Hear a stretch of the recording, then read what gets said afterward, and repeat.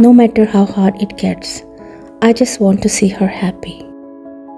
So today I am putting all my efforts into this one cake, not because it has to be perfect, but because she deserves something special. Even if my hands shake, even if I mess up, I will keep trying again and again, because her smile is worth every effort. Every little girl has a dream filled with colors, magic, butterflies, and happiness. And today that dream is in my hands. I'm not just baking a cake, I'm building a memory, one she might remember forever. What if I mess it up? What if it's not as perfect as she imagined? But then I remind myself, she's not looking for perfection.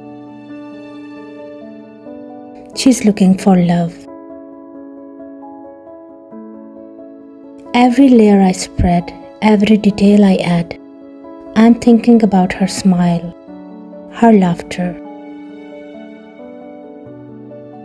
This cake holds my effort, my time, my heart, all for her.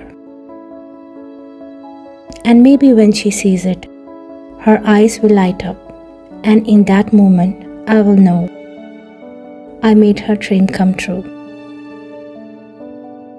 And in the end, her smile made every effort worth it. It was not perfect, but when she smiled, I knew it was everything.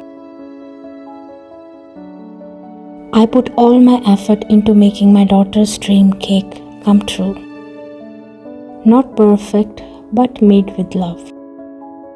Watch this video till the end and tell me in the comments, did I make her smile? And don't forget to like, share and subscribe for more amazing videos like this one.